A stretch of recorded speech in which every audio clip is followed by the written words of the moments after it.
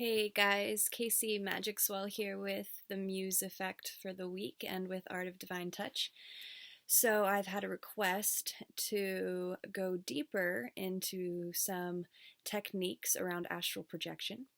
So this video is going to be my 6 ways for just starting out, 6 ways for starting out for beginners of tips and techniques, things that you can do or utilize in your journey to outer body experiences and getting over the fear of some things and uh, utilizing some pathways and some interesting methods into guiding yourself where you would like to go or where you're feeling you need to go. Whatever the soul has to teach you and whatever your soul needs to explore, astral projection is an incredible way to get more in tune with the soul's experience outside of being in a dream state or while sleeping. So let's get right to it. Number one for astral projection is getting over the fear of realizing that your soul doesn't actually leave your body. A lot of people that I've talked to have gotten uncomfortable and stuck or had resistance to their soul leaving their body. Really, the consciousness is projecting itself from the pineal and pituitary glands and its connection to your heart source and all the other chakra points and energy in your body, that you're able to expand your awareness by projecting your consciousness where it needs to go, and that you're always still present. Your soul is always still and captivated and captured within the body, within the mind, within the pineal gland.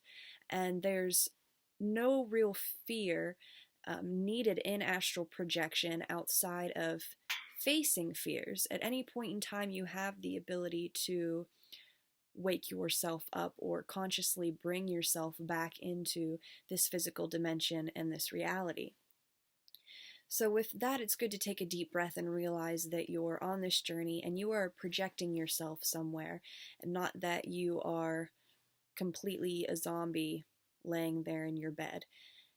No different than if you were sleeping. You get a rush of melatonin going and you're able to relax deeper and get into that in-between area of going from non-REM into REM sleep and allowing this flow to take place. So the second thing that is really important, number 2, with astral projection is you don't want any expectation starting out. And this is key because I see this with a lot of people that I work with. The expectation actually causes more resistance, and that resistance causes more blocks. And those blocks will keep you from really needing to fully experience what you need to experience, but those blocks also come up for a reason. So if there is expectation, it's just becomes a part of that session, that you're working through that part of yourself while in the session, where some people already go into it without expectation and have a different experience or go where they need to go. And then with people that go in having some sort of expectation, they may not go as deeply as they would like. But it's important to still address it in the moment, because that's part of enhancing one's own healing ability and inspiring them to be able to enhance that healing ability through communicating with their soul on a deeper level and finding out why that resistance or that block is there, or why there is such an extra need or push that causes this expectation. So it's really working it through your system and finding the balance. Number 3, which you will find with anybody sharing tidbits about this with astral projection, is you want to have good meditation techniques down and breathing techniques.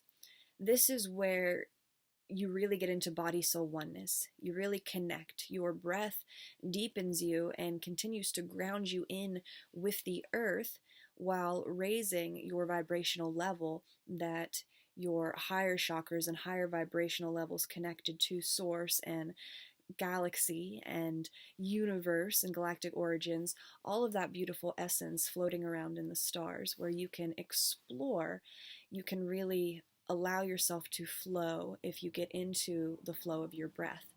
And a lot of the sessions I do with people to kind of guide them into astral projection or outer body experiences starts out very similar to guided meditation and is very similar to forms of hypnosis or self-hypnosis. And it will really take off if you can get to a place where you're comfortable with meditation on a one-on-one and personal level within yourself as well. And it's good for overall life. It's good for you to be able to communicate with yourself and your soul on a deeper level in that way. With meditation, a lot of people have expectations with that also, or assume that they have to have clarity of mind instantly to get what they need. The whole point in meditation is to allow the thoughts to come to you so you can process them in a positive way.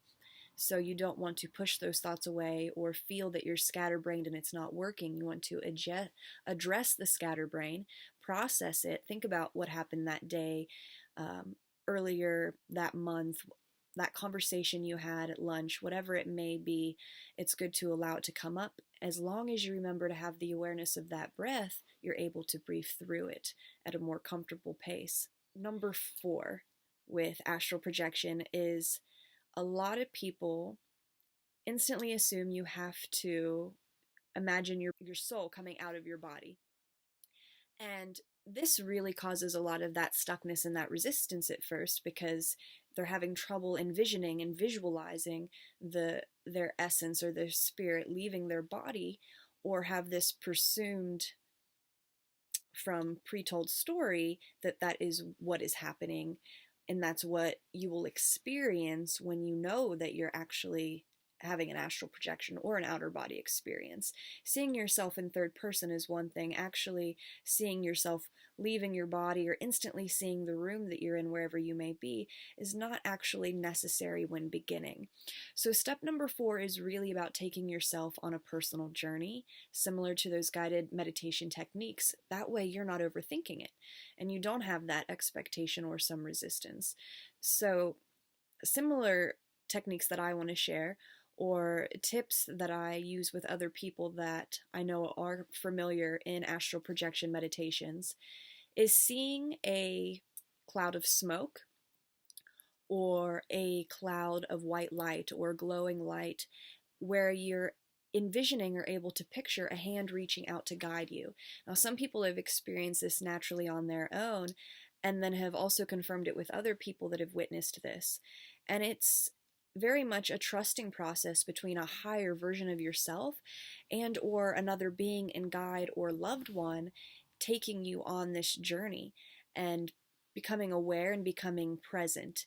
And you may naturally tap into that, and if not, you can almost begin to envision that, and naturally you will go to a place that is comfortable for you, whether it is a guide that is completely made up of symbolic representation, whether it's a spirit animal, or if it's an extraterrestrial being, or if it's a loved one or a spirit on the other side, or if it's a version of yourself that you've interpreted over a period of time, even from a past life experience, or maybe an Egyptian version of yourself.